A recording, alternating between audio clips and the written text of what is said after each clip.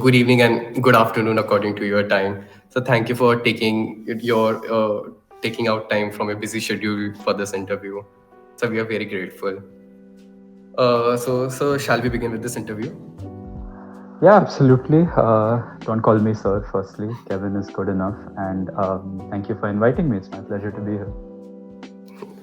Okay, Kevin. So let's start with the first section, that is life at college. My first question to you is, how did your journey at HNLU shaped your interest in constitutional law? Right. So, what's interesting is that I was not really into constitutional law when I was in HNLU. I did not, like, constitutional law was not one of my honors subjects. I don't know if you still have that system, but it was not one of the two that I selected. I did have the two mandatory papers in my second year. I did do a moot court in my second year, which was constitutional law and environmental law. When I did those, I liked them, but I didn't think at the time that this is what I want to do necessarily in my career. I remember when I was in college, I was thinking more in terms of which stream of the legal profession, in terms of litigation or law firm or academe think tank. That's what I was trying to find out more than a particular area. So I did constitutional law like the other things, but yeah, I wasn't especially into it. Okay, so no such lecture that you can recall where a teacher delivered a lecture where you thought, oh, this subject might interest me, or oh, this is something that I would go pursue this as my career in future. Nothing like that. I had lectures which I enjoyed. I mean, as I said, I didn't take it as an honors subject, right? So when I was in those lectures, I was in my second year. And so graduation felt like something very, very distant. It didn't seem like an immediate thing that was going to happen. But Professor Shraddha Rajput was my teacher, and her lectures were really nice. I mean, they were really interesting, and parts of it felt quite complicated. Also, because it's just second year, right? So it's just emerging from your first year, and then you have all of these art subjects, and you're just getting into this. So it felt quite complicated at the time, and I remember people telling me that you start with, like, for example, in litigation, I remember people telling me that, oh, you start with some other area and then eventually you reach to constitutional law. This is what I was told at the time, which I have some different thoughts about it now. But even though I enjoyed some lectures, I didn't connect the dots in that way at that time. Yeah. So I could relate to you. So me and Srijan were taught by Shraddha ma'am recently, like previous in the third semester, and yeah, her lectures were quite interesting. Like some lectures you connected really well, and some lectures you are, I would not want to say lost, but yeah. Yeah. No, it's how the subject is, and especially early on. I think it takes. I don't know how far that is unique to constitutional law, but it took me a long time in law school to feel like, okay, I really understand what I'm doing fully. Because it is a little daunting. It was for me, at least, in the first few years. Yeah. I think so. That's common for every subject. There is feeling lost, and No, fair enough. Yeah. so okay, sir. So moving on to the next question, could you share your details about your internships and extracurricular activities during college? Any one that stood out the most, or you enjoyed, or any such events? Yeah, so I can go one by one. I mean, for internships, I did a lot of internships, like maybe around 10 or more than that. Basically, every break that I had, I tried to intern. And that was because I didn't have any other lawyers in my family. I didn't know how the profession is like, really. Like, I joined law school, but I didn't really know what I had signed up for. So I was really desperate at the time to just try out as many internships as possible, because that's what people told me is how you get a sense of what is out there. And I think they were right. So I did litigation internships, I did law firm ones, mostly in Mumbai and Delhi. And then towards the end, in my fourth year, between my fourth year and fifth year, is when I finally did some think tank internships, and then that's what I ended up doing professionally. But that was the most very, very fruitful experience, I would say, doing all of these internships. And so that was really important. And then in terms of extracurriculars, I mean, like so many other people, I'm sure this is still the case. In my first and second year, I did a bunch of MUNs, and then I did a bunch of parliamentary debates. And I and a few friends, we couldn't wait to be eligible to do moots. At the time, you couldn't do moot courts in your first year. Again, I don't So know if that is still it's the still the case. same, but It right now is. there has been a little change in the rule that if you qualify in the intra-moot, that is specifically for the first year, then you I see. are eligible to participate in the moot. I That's a see. change from your time. I see. I see.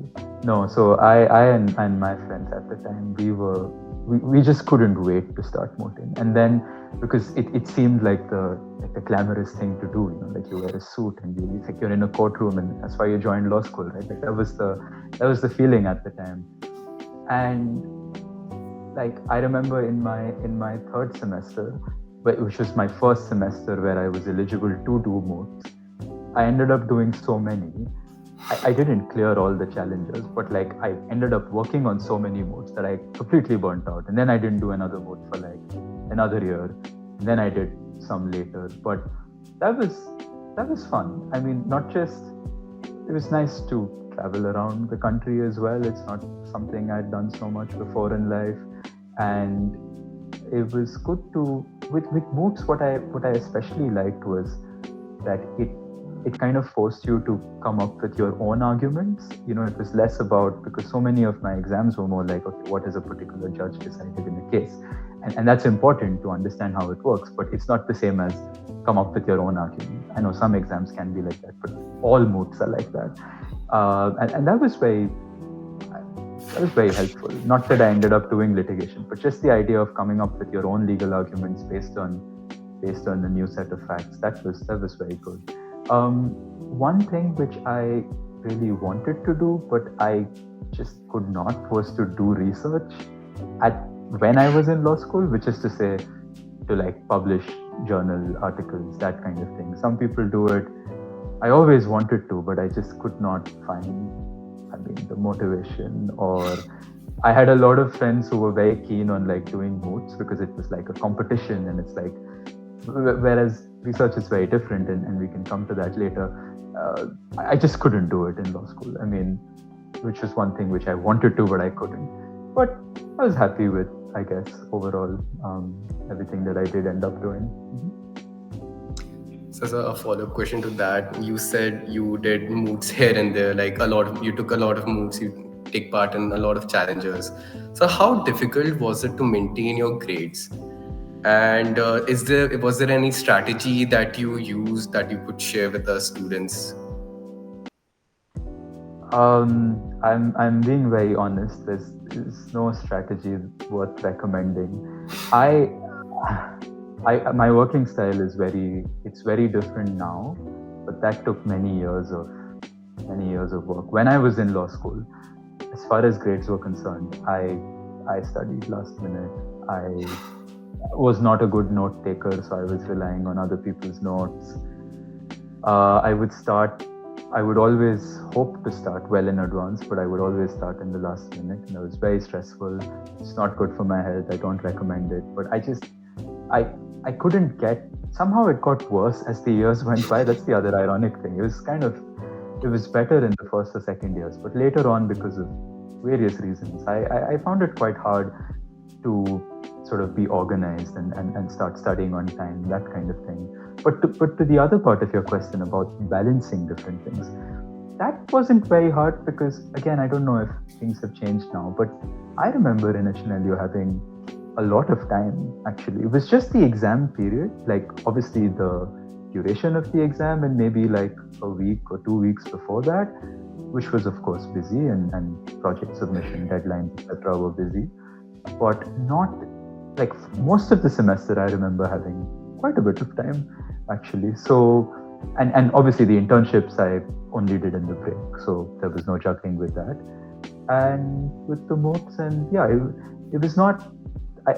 I struggled to start studying on time, but that was not because I was doing a lot of extracurricular activities. Honestly, it was just like, yeah, I couldn't get myself to be organized at the time.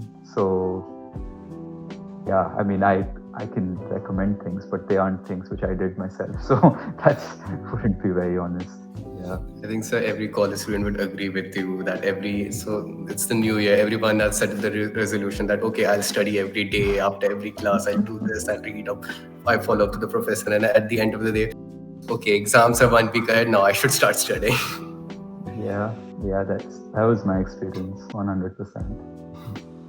Moving on to the next question. Yeah, so let's move on to the next section of our interview, like how to like navigating LLM and college applications. So the first question is deciding to do an LLM is a big step in itself. What made you realize, and if you could pinpoint at which time did you thought that okay, I need to do LLM and I should move forward with this school? Right.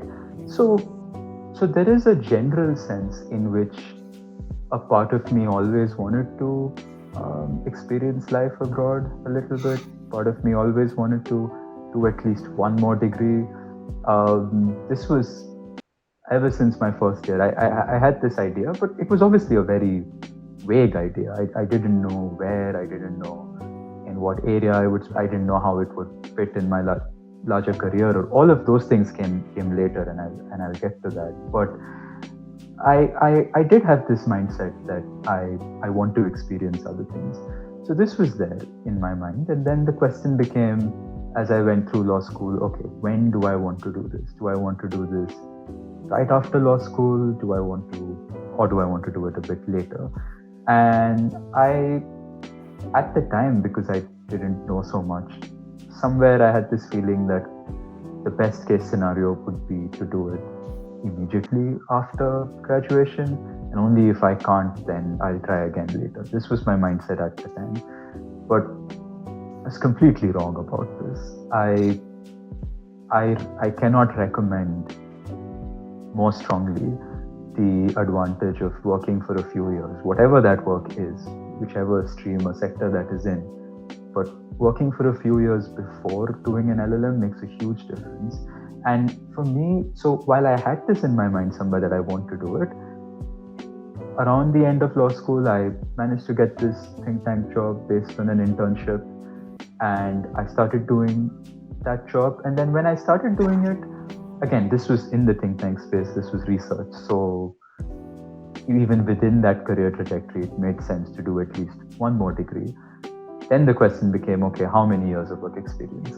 And I had in my mind something like 2 or 3 years, but then the pandemic happened, and then no part of me wanted to do like an online degree abroad. That made no sense. So I stuck around for longer than I initially planned. So I ended up working for 5 years, and then I went. And I'm pretty happy with the timeline. But just to answer your question again, I think, yeah, just a combination of having a general desire of always wanting to do it, and then based on how my career choices played out, it made sense. And within the think tank space, of course, you are doing research. It's not in an academic setting, so it's not like you're necessarily earning for journal publications. You're obviously not teaching anybody, but it is still research. You're still reading and writing and thinking.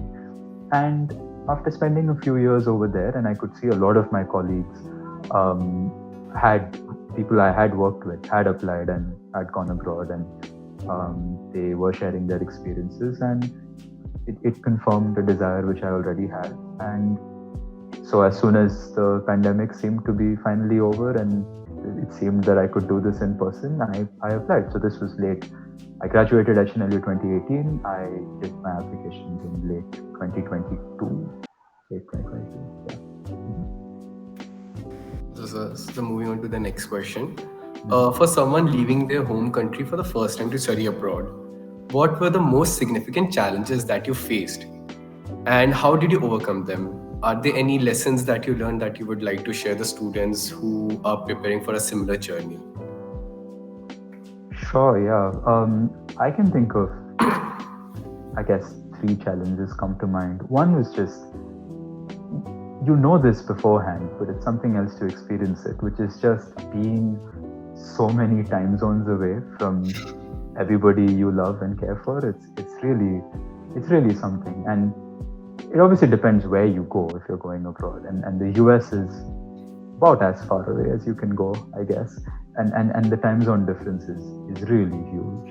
You're up in the day and you barely had lunch, and everybody that you are in touch with has gone to sleep, and that can feel quite isolating. So that took some getting used to. Secondly, beyond personal relationships, I would say that just being away from India generally was quite hard. I mean, a lot of my work is in constitutional law, federalism, a lot of politics and day-to-day governance issues. So I was used to being connected to and in touch with what's happening in India, certainly politically, on a daily basis. And to this day, even now in London, like every morning I wake up and I'm reading the Indian Express. This is just my routine, because and it's interesting because when I was in India, I didn't have to be so organized and disciplined about it, because even if you don't read the newspaper or something, you'd end up talking to somebody, or you pick up the news. Whereas if you're abroad, it's very different, because you are the only person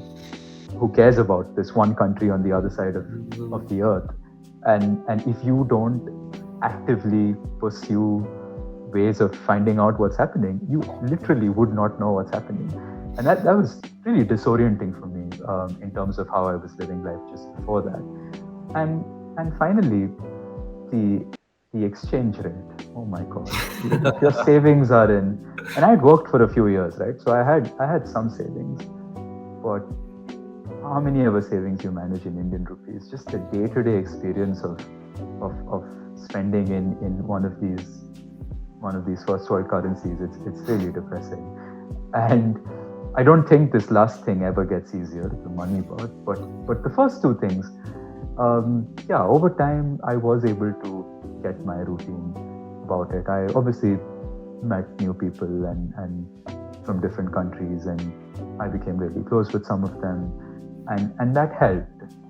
So it didn't stay equally hard throughout, but it was quite an adjustment. In terms of how to prepare for this, I guess I'll just repeat myself. It's better if you work for a few years. I just think that the experience of, like for me, I earlier I answered your question about grades and studying in the sense that I had no system, but in my second degree it was completely different, and that's only because of years of working and being in a professional setting and having some distance from my last educational experience, and then coming back to it. I was a completely different student, I would say. And in hindsight, at least in my own case, if I were to go directly after graduating, I would be much more lost, not just academically, but also in terms of managing life abroad and living by yourself and all of those aspects. So I think everything was better because of those few years of experience I had in between. So you said about exchange rate, and I think everyone would relate, and this would be a common question: how will they manage their expenses, their day-to-day expenses, their food and things? So, sir, in that aspect, do you have any recommendations, or what did you follow to like stick to a particular budget, or did you take up some part-time jobs or something? How did you manage? Like, how was your day-to-day life at Harvard? Yeah, so obviously the first thing to do is, before you move, you have to do a lot of calculations beforehand to see whether it makes sense, whether it would work out, and obviously it's a personal decision. There's a lot of thinking that needs to go into it, and a lot of calculations. If you get in touch with others who've done it before, that helps. But also there are a lot of resources online in terms of trying to estimate your expenditure and so on. I started using like apps and stuff on my phone to like record expenditure and things like that, get a sense monthly what I'm spending on. People do this everywhere, and it's good financial behavior, but I personally didn't do it in India, but I felt the need to do it abroad. So that was something new I had to adapt to. And in terms of jobs, there were opportunities in Harvard. I personally didn't do them, but I have a lot of friends who did. You basically you had these common portals on their websites where any kind of temporary vacancy for all kinds of jobs, from everything from being a research assistant, teaching assistant, to being an exam invigilator, to working at like a cafe within campus, to this all kinds of options. There are some limitations in terms of your visa will only, because you will go on a student visa, and your student visa would have some employment restrictions and all of that. You can make some money like that, but it would only go so far, and it depends on, it depends if you take a loan, how many scholarships you have, what is your next plan after it. So there is no one size fits all answer to that, but just a lot of calculation and a lot of thinking beforehand whether this makes sense, and if it does, then you have to back your decision, I guess, and find a way around it later. Most people do figure it out. So So moving on to the next question. So for students aspiring to study abroad, what's the best way to start preparing for applications, and what is the application process for the same? Also, if any tips that you could share with us for to build a CV that stands out, and in your opinion, what's an ideal CV for an LLM application? right. So in terms of the application process, I can just start with that. Obviously, this information is easily available online, and for each specific university, people should look it up carefully. But broadly speaking, most places would require a CV, they would require a personal statement, general application form with all kinds of information about your academic and professional and personal background, letters of recommendation, your degree certificates and transcripts, and an English language test. In some cases, not in other cases. I can get into some more detail.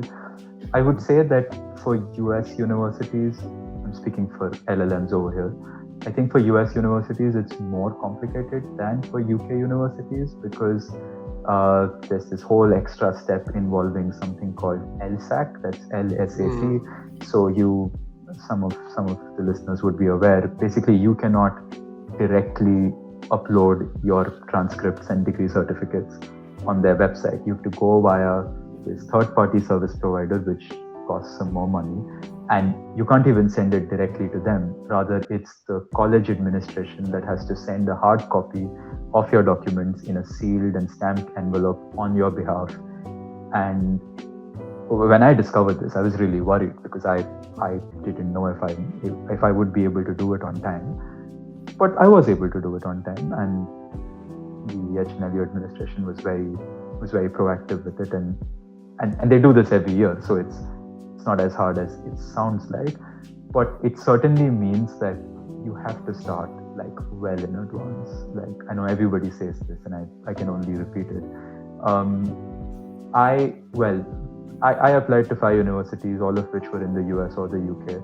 The first set of deadlines for me was in 1st December, and that's around when the earliest deadlines would be.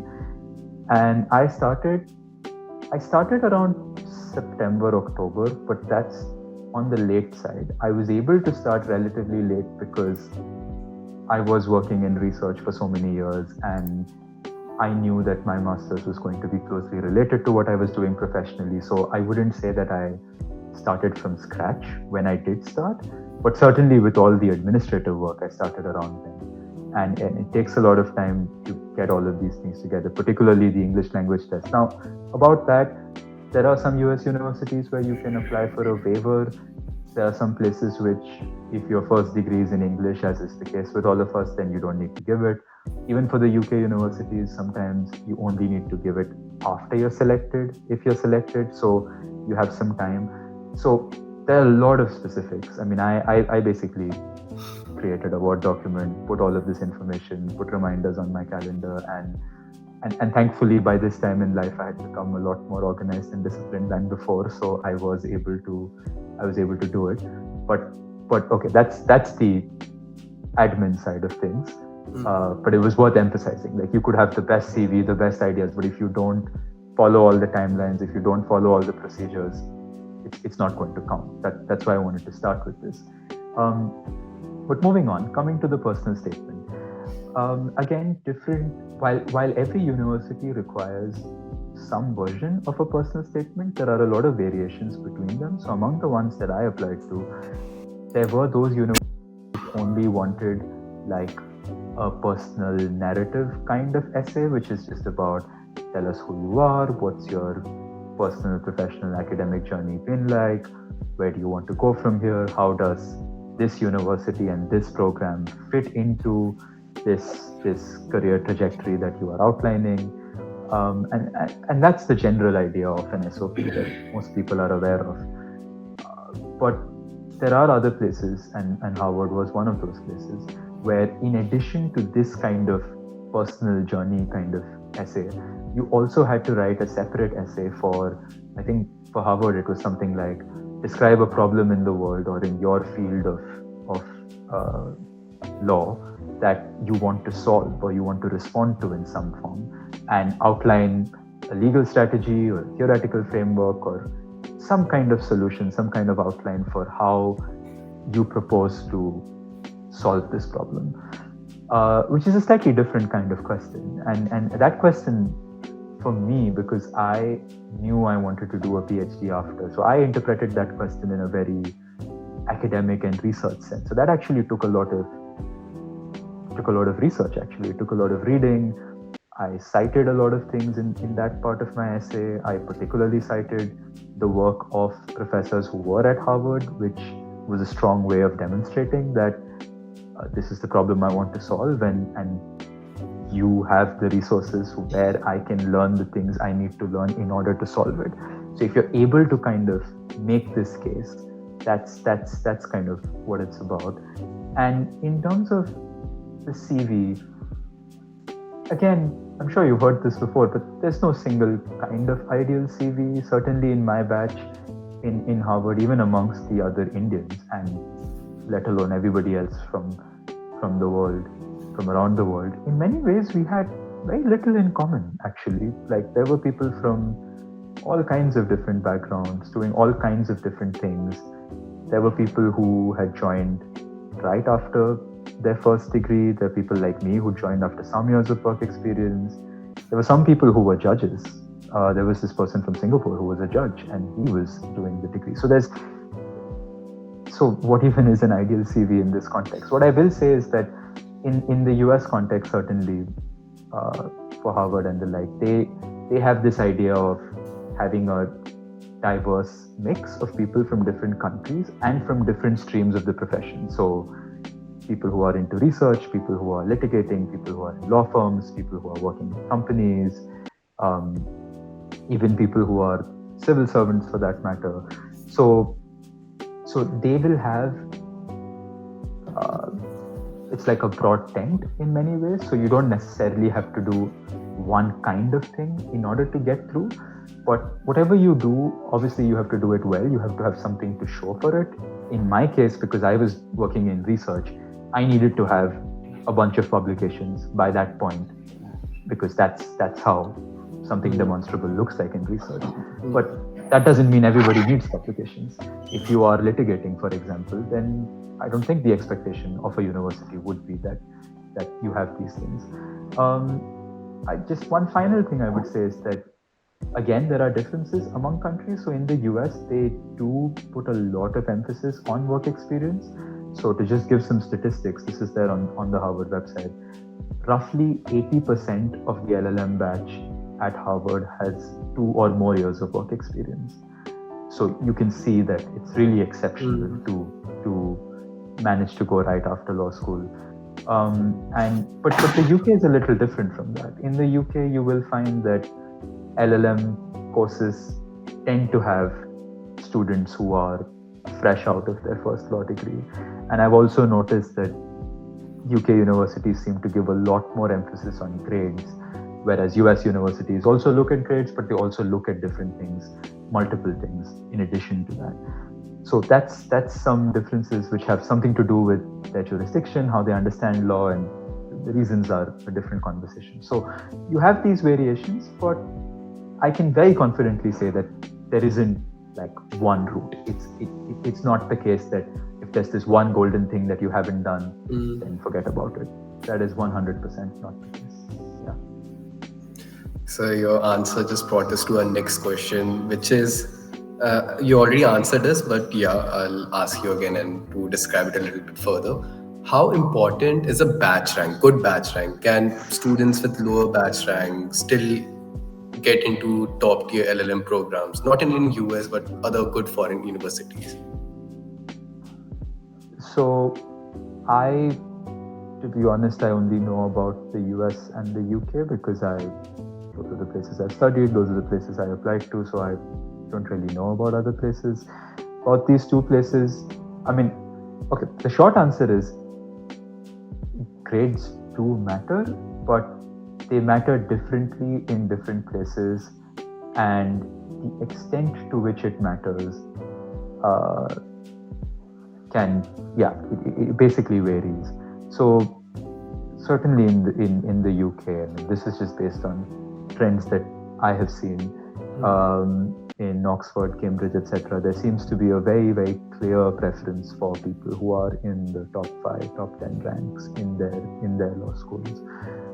Whereas in the US, specifically because of this work experience preference, there are ways in which if your rank is not in that bracket, you can compensate for that in many ways by doing these other things as well.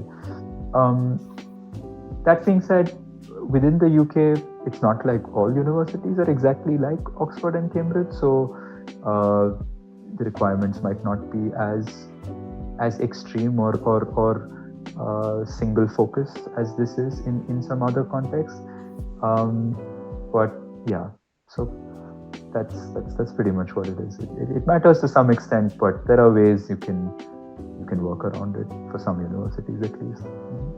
So basically, you are saying is for particularly for US, if you have an overall good CV, like you balance everything out, you have a pretty good chance to get into a top tier LLM program. I think so. Yeah, you have to do different kinds of things. They take letters of recommendation very seriously as well, and they take the essay, the SOP, very, very seriously. That's something that I'm sure everyone's aware of this, but it's not very intuitive because that's not how we do it in India, right? Mm-hmm. So in India, to get into any program, we have entrance exams, and you might have an interview at some level, but it's a very different mindset, I think, in these countries in the West, where of course they look at the CV and they look at the grades and everything, but what they really want to see is, do you have an understanding of yourself and of what you want to achieve? Do you come across as somebody who is motivated, ambitious, but also curious, open to learn new things? Are you able to identify the things that you know and the things that you don't know, and which are the ones that you want to build on? Can you say, even though of course you're applying to get into a university that you haven't been to yet, but can you still paint like a convincing picture that you understand the nature of this exercise of you applying? And these are things that a good essay does, but it's not something that we are used to doing because we don't have to do it in India in the same way. So a good essay can really make a big difference, and I would say that it is certainly possible for somebody with a relatively lesser rank but a better essay to get in, relatively speaking. I cannot emphasize the weightage that is attached to the essay by most of these places. Yeah. Okay, so you talked about essays a lot. So can you give me some let's say, how was your process of writing an essay? Like how tedious it was, how difficult it was, and what were the features, not features as in, what were the points that you thought, okay, this is something that is improving my process, and the next time if I have to do it, I would keep this in mind. Something along that line. Right. Yeah. So for me, because the combination of universities I was applying to, some of them needed this research kind of part as well, like some problem to solve in the world, in addition to the kind of personal story version. Therefore, I knew that I will have to do some reading and have to put some thinking, not just like personal reflective thinking, but also like research thinking. Um, and I had to set some time out for it. I had to access the right books and articles for it. And I wanted to, because I had worked for many years by then, I wanted to do something that sounds like a proposal that I can work for or work towards for years to come. But I wanted to show that this is building from what I've already done. So I didn't want to show that, okay, I'm doing something completely different now, which has no connection to what I'm doing before. Because I had researched and published my area was on federalism. So I had worked on different aspects of center-state relations and constitutional law in India. And I wanted to bring all of those things together and say that actually, when I sit and think about it, this was the running thread between all of these different things that I was doing. It might not have been in my mind at the time, but if I sit and think about it, then this is how it all comes together. And I have done what I could for those things, given the opportunities in India at this stage. And now I think that the next step is to study at your university. And I pointed specific things. I said, I particularly want to do this course with this professor, and this article or this book written by this professor, even though that's in the US context, based on my work in the Indian context, I can see that there's actually a lot of comparative overlap over here. And I hope to, while I'm at Harvard, explore this more. And, I was basically trying to make these linkages between my work and what I wanted to do, and also what they had to offer. And this took some time. It took several weeks, I think more than a month. And obviously I wasn't starting from scratch, because this was an area I had worked on for a long time.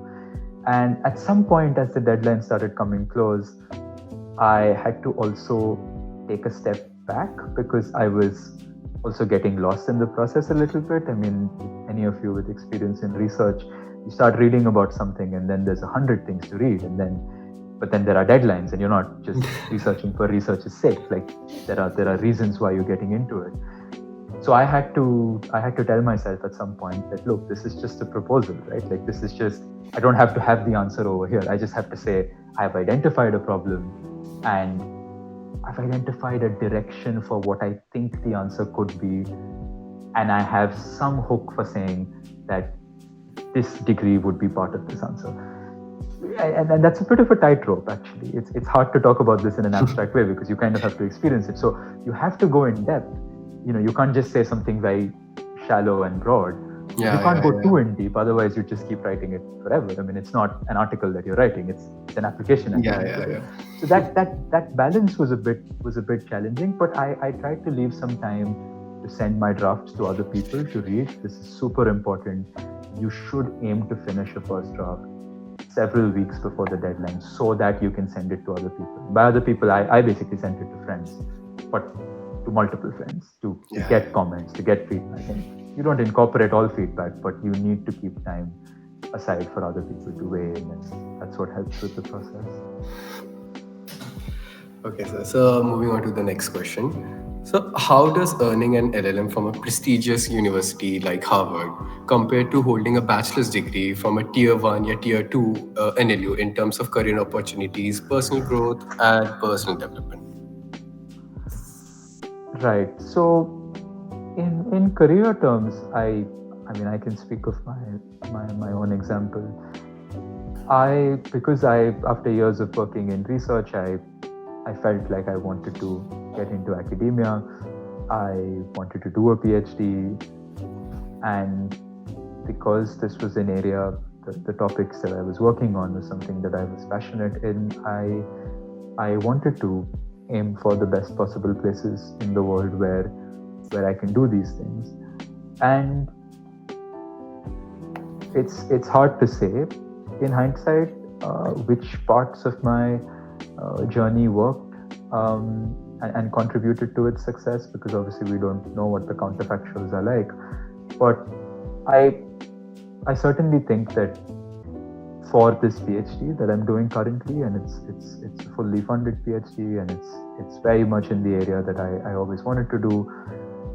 I, I can't say this confidently, but I do think that it would have been hard to get this if I did not have a Harvard LLM, if I didn't have a recommendation from a Harvard professor who taught me. I do think that these things added a tremendous amount of value to my CV. It's not just in terms of the brand value and such, which is enormous, of course, but also in terms of what you learn at these places. And for me, that made a lot of sense. And obviously, I also know of other people who, including alumni from HNLU, who did an LLM abroad, and then that in the US, for example, that makes you eligible to give the bar exam in the US. It's state-wise in the US, so you could give the New York bar. That makes you eligible for law firm jobs in the US. And in the UK, it's a bit different, but there are solicitor qualifications and the like that you can get also, for which also an LLM can be part of that journey. So it does make some difference. But I also want to qualify this by saying that it is important to be realistic, and it really depends what you want to get out of it. There was a time when I was in law school and I didn't know this well enough. There were people who would say that it's a good idea to have an LLM because it sounds good and it's a good, like a brand value kind of thing, and it's like an intangible good thing that will just help you in all kinds of things. And there might be some truth to it, but the cost is enormous. I mean, not just financially, you could get scholarships and such, but it's a big investment to be away for a year, and it can be really challenging. And by the time I applied, it was not satisfying for me to have just in my personal judgment of it, it was not satisfying for me to just have a general sense that, oh, it would be good to have it and then let's see. I decided to go ahead with it because I knew I wanted to do research. To do research, you have to have more degrees. I was passionate about what I wanted to do, so I wanted to do it in the best places. That's why I applied, and I do think it's worked out in my case. That being said, it is very difficult in general to, for example, get a job abroad after an LLM. And this isn't a comment on anybody's ability. This is also written into immigration law. So, for example, many might not be aware of this, that in the US, for example, like after you do an LLM, you get like a 1 year, they call it OPT, which is optional practical training. So you can stay on in the US for another year after your degree to work. Like, and this isn't a work visa. You're entitled to this if you graduate from your course. But if you go to the US to do a STEM degree, basically like in engineering or something like that, then you get 2 years, not 1 year. So it's a feature of their immigration law that they don't really desperately want foreign lawyers, if I'm being honest. They do want, as you've seen in the news, I'm sure, they do want engineers, they do want other things. So I hesitate to characterize the LLM as some kind of ticket to go abroad. It's really difficult, and it can only work if you've done your planning, if you have a bit of luck, if you have a very clear idea that this is why I want to do it. But it's a decision that one has to weigh the costs and benefits of it, I think. So continuing about scholarships. So scholarships are a great way to get an admission and support and have a financial support to that lasts you your entire college life. So are there any scholarships that you would recommend, or are there any underdog scholarship that most people don't know but that you would like people to explore? I don't know how widely known these are. I can give you a list of all the places, all the scholarships I tried for. So I tried for Scheveningen, which was for UK. I tried for Fulbright, which is for the US. For Fulbright, you need, I think, about 3 or 4 years of work experience before you apply. So it's not something you can do immediately after. I tried for INLACs. And these three, Scheveningen, Fulbright, and INLACs, are all fully funded scholarships. Shivning is for UK, Fulbright is for US, Inlex, as far as I'm aware, is for both. And then there are other scholarships which are partial scholarships, so they'll cover a certain portion. So I applied to KC Mahindra, to Narottam Sekhsaria, to JN Tata. Um, these are all things I found online, so it's not something that I found through some other network.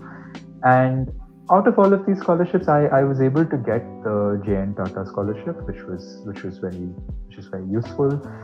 Um, in it, oh, another thing I would add is that some of these scholarships do have conditions attached to them. So with Chevening and Fulbright, for example, if you accept the funding, then you would be contractually bound to come back and work in India for 2 years at least after your Oh, degree.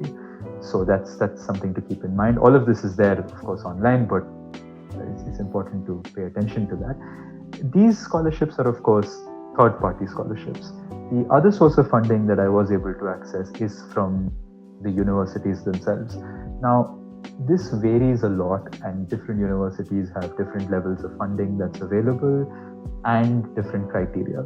So, the the two main types of criteria there are merit-based scholarships and need-based scholarships. So, Harvard, for example, has no merit-based scholarships. It's entirely need-based, and there was a separate financial aid application that I had to fill along with my regular application, and it had the same deadline, so I had to keep some time out for that as well. And this financial aid application, it, I had to basically detail my income, my savings, my assets. Even my parents had to fill this actually, because they have this complicated formula where they take into account family income, and they take into account your age and whether you have siblings and whether your parents have dependents, and it's a very complicated formula, but they look at the whole thing, and this is for Harvard and Yale and for a few others, and they will give you a combination of grants and loans, and I was able to get a substantial proportion of that, without which it would have been hard for me to go. And then there are other places like Melbourne in Australia and Columbia in the US, and also Oxford and some other places, which have some merit based scholarship. Some of these scholarships don't require a separate application. So for some of them, you just do your regular college application and they consider you for it. And for others, you do need to make a separate application. Some of these scholarships can be specific to subject areas. So, for example, Columbia, if I'm not wrong, has a specific scholarship uh, for trade law, I think, for international trade, and then some other places have it for health law and for specific areas. So if you have experience in a particular area, then you might want to target universities which have those scholarships. So yeah, I think that would be an overview of what's out there. okay, thank you, sir. So moving on to the next question, next section. Career in research. So you have an incredible journey in research, working in institutions like Vidhi, Center for Social and Economic Progress. What drew you to this field? So I did a lot of internships, as I said, and I had a bit of a crisis, I would say, in my fourth year. I would say, like, around middle of my fourth year, I had by that point interned at several litigation chambers, several law firms, and by the time I was in the middle of my fourth year, unlike my second year, which I mentioned earlier, graduation at that point was in the foreseeable horizon. I was very conscious of not having a job at that point, and I didn't really have a plan B or any kind of fallback option. And but at the same time, with those internships, I had come to the conclusion that actually I couldn't see myself doing litigation or being in law firms for various reasons. And so then I was in a bit of a fix, because I was like, okay, there isn't an infinite number of months left before I graduate, and so what do I do now?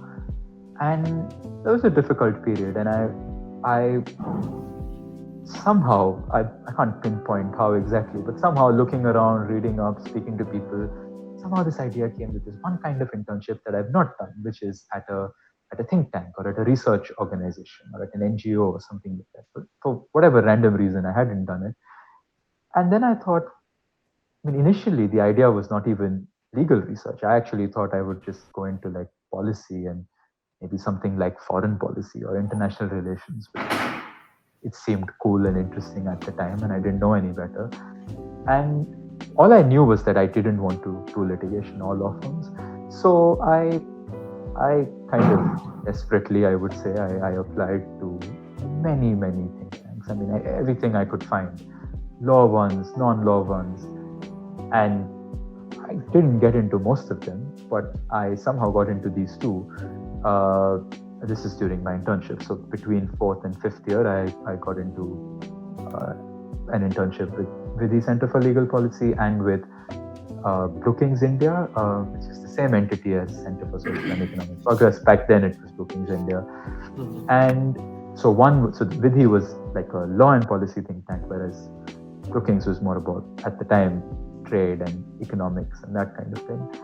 And this was a very different experience for me. And the first, just chronologically, the first one was Vidhi. This was in May 2017, and I had a fantastic experience. It was probably the most satisfying and stimulating and challenging in a good way internship that I'd done until that point. And clearly an element of luck involved in finding the right thing at the right time, but it really worked out for me. And while I was at Vidhi, I was like, wow, this is, as I said, I hadn't experienced a place like that before. I wanted to do research while I was in HNLU, but I couldn't do it. Whereas here it was, I could see a place where there were so many young law students and law professionals who had graduated from NLUs, some of whom had degrees from abroad, had come back, and they seemed to be doing really good work at a pretty high level. And as I said, graduation was close, so I wasn't exactly spoiled for choice.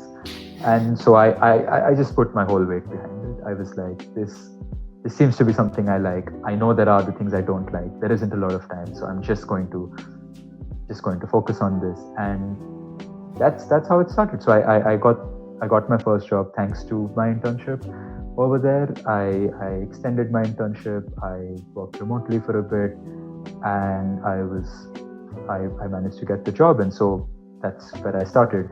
And once I started, there has been no looking back. I've enjoyed it a lot. But yeah, this is how that was the point at which it started. Okay, so moving on to the next question. Field of research is often seen as a niche and a competitive field. How can a student start building a pathway into this field? Are there any specific skills or experience that you, in your opinion, think will be quite helpful for a student who want to, start a career in this field? Right. So I can start with things which would be directly helpful, like in a strategic sense, to like get these jobs, and then secondly, I can get to some more general skill-based things. So the thing that's directly helpful, as you know now from my story, is again to intern.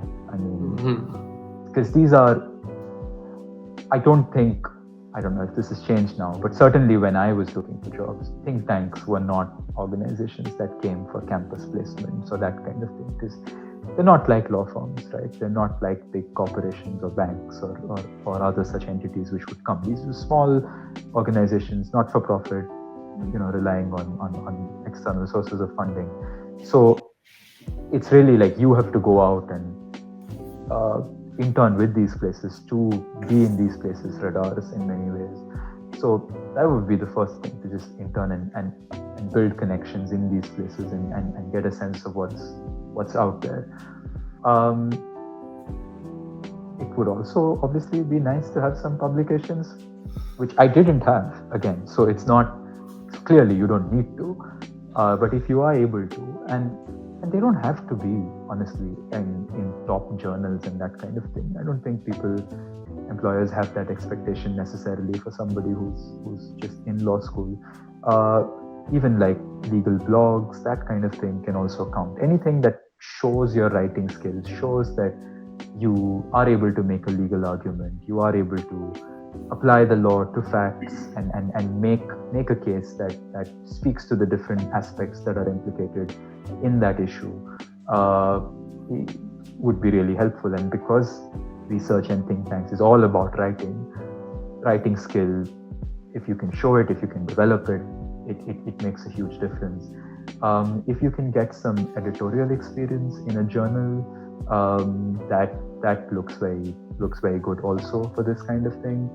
And other than that, something like moot court, I don't think it's necessarily directly helpful, but I do think that it was the most original thing that I did in law school. By original, I mean, as I briefly touched on before, it's just a fictional set of facts, and you have to come up with your own arguments. You can't, it's not out there, you can't Google it, you have to come up with your own thing. And it's, I don't know how helpful it is to get a research job, but to just generate that skill of being creative, applying law to new facts of situation, that kind of thing, I think that was also quite helpful for me, I would say, in hindsight. So looking back at your internship days, were there any projects or internships that during your early days made you prepare for this field, like that really boosted your career path into the field of research? Right. So I think just like other fields, in research as well, when you start out, including as an intern and at sort of the junior level or the entry level, no one's going to entrust you with like a whole project by yourself, right? So the base skill that is needed is legal research. It's finding case laws, summarizing cases, it's being able to read attentively, make distinctions. I mean, that's legal reasoning 101. So it's the same with litigation. And I would say that even though my think tank internships came around pretty late, as I said, just between my fourth and fifth year, I do think that my other internships also helped, because in these internships, the job that I would get, well, to be honest, in the first few internships that I did, it was a lot of proofreading and that kind of thing, and there's no escaping that. But then later on, I would get some, particularly when I was in litigation chambers, the lawyer I would intern with would tell me to, like, this is the thing I'm working on, find me some cases on this point. And that's what you also do when you're mooting, for example. And that certainly helps to start off. And in my think tank internship, also, that's what I had to do most of all. Just be thorough, summarize all kinds of things, and then later the job kind of changes once you're in it, which is you have to come up with your own ideas and your own research questions, and you have to set the research questions for yourself and then do the research and then write it well. But it takes some time to get to that point where you're doing the whole thing. So I would just think that, yeah,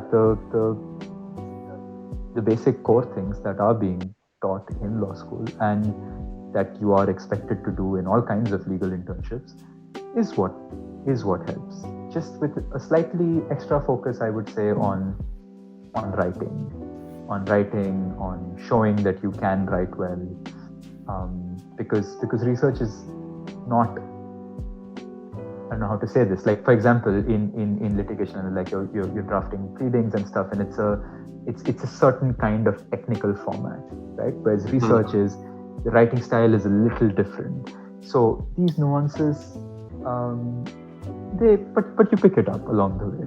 I just think it's the basic skills that one has to focus on more. Okay, so moving on to our next question. So collaboration seems to be a key part of research. What have you learned from working with some scholars from intersecting fields, and if you could recall any such interaction with a scholar that really gave you a different perspective on the field of research that you still follow to this day? Yeah, absolutely. There's so many examples. One thing that comes to mind right now is when I interned with Brookings back in 2017, this was my first kind of non-law internship. In fact, I was the only uh, law intern there at the time. And I remember that at the time, they had like this session for interns and junior scholars, just about career planning and should you do a PhD or not do a PhD, that kind. This was 2017, so I wasn't really thinking about PhDs back then. But I remember that this person who was heading the organization at the time, he said at the time that, like a PhD is like a big investment, but it's like a training of the mind, and it's a kind of an exercise in discipline where you sit with one problem for a really long time and you come up with a very comprehensive treatment of it. And this was not a lawyer saying this, and I hadn't really met a lot of, like, because I hadn't done research internships with professors, for example, before. So this was the kind of, and within law, of course, we're also, like, all of law is research in one sense, like in a colloquial sense of you're finding case law research, but that's very different, right? And the end point is not doing a PhD or being a professor, it's being a great lawyer and it's being a judge. So I'd always heard of like research and excellence in research in those ways, whereas this was from like an economist, and this was a very different kind of perspective, which kind of stayed in my mind for a very long time.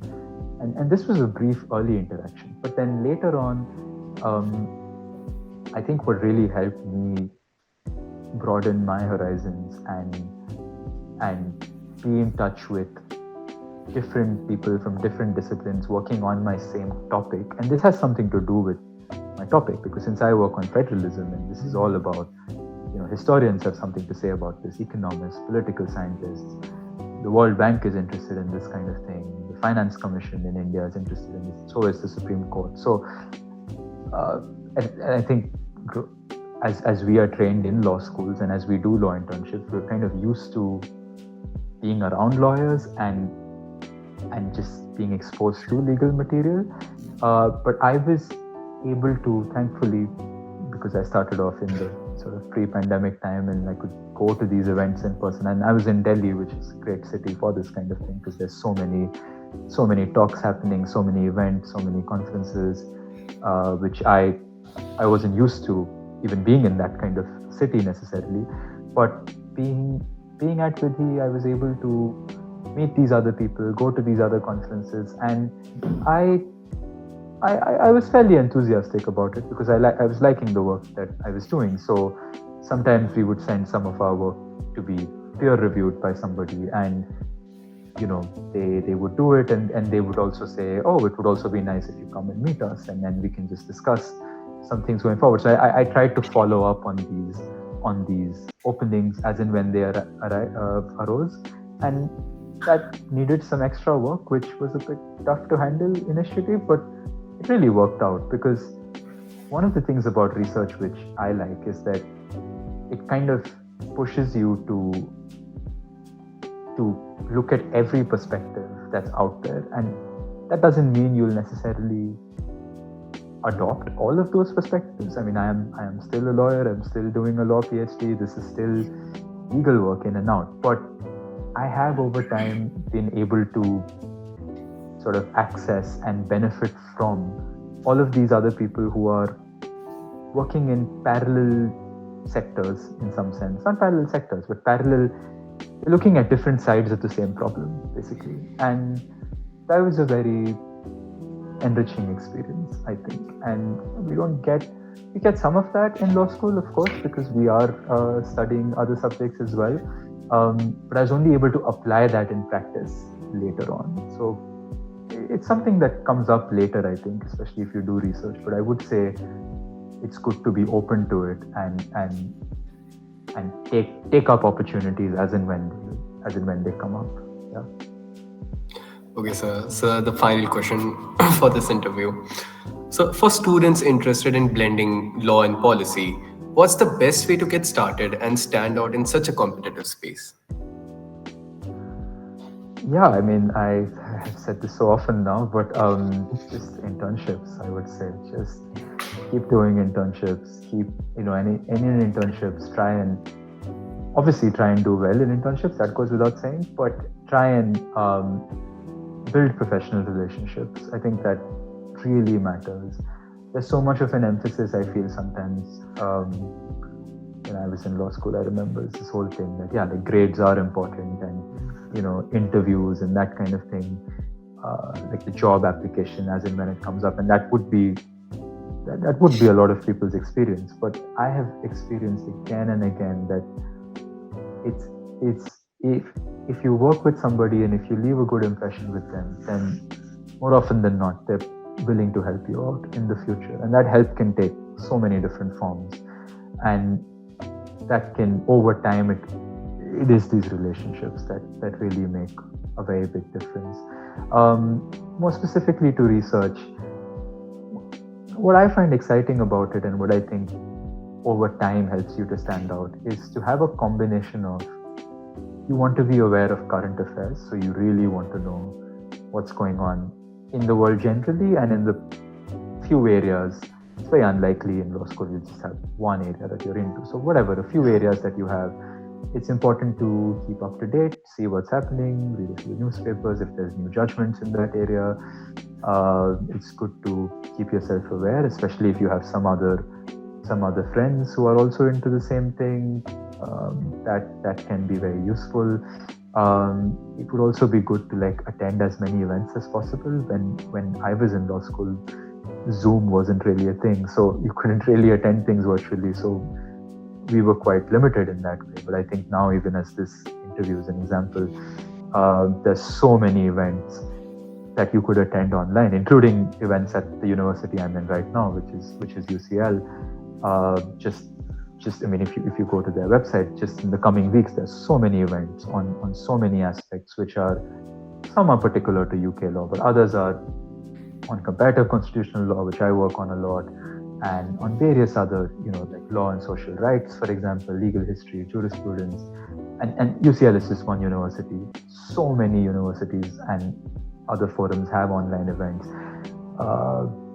that it's definitely a good idea to have a sense of what's out there, to look at blogs which are in your area, to try and read journal articles, but that's asking a lot. I know I didn't read journal articles when I was in law school, but some legal blogs, there are many popular ones that are out there, would also be nice. And yeah, somewhere between all of these different sources, right, between current affairs, between these online events that academics are doing, between blogs, and with what you are studying in law school anyway, which is less sensitive to current affairs and stuff. There's in constitutional law, you are studying basic structure, you're studying amendment. These are unaffected by what's happening right now. But if you're able to, over time, keep building your knowledge base in all of these different areas, then over time you'd be able to make connections and see how different things fit together. And that requires some faith. I mean, I certainly, when I was doing it, it was not clear to me where exactly this is going. I just kept doing it because I was motivated. I was also a little worried. I was also a little I just did as many things as I could, and it's only later in hindsight that you can see the value of it. So yeah, I would say just emphasize on these different things, and over time it kind of multiplies and shows up in ways that you can benefit from. Thank you, sir. Thank you for, again, I really want to thank you for taking out time from your busy schedule for this interview. I'm 100% sure that your insights would help a lot of students at HNLU to, figure out their path, figure out their career path. Thank you, sir. Thank you again so much. No, it's my pleasure, and if I'm always available on LinkedIn, Gmail. If anybody wants to be in touch, I'm happy to help. Might not reply very soon, but I will reply eventually. And yeah, thank you again for inviting me and for being so organized and prompt about this. This was a very good experience. I've done other things elsewhere, and it's not always as smooth as this. So this is very good. I admire how well this was organized. So yeah, good luck and thank you again for inviting me. It was my pleasure to be here.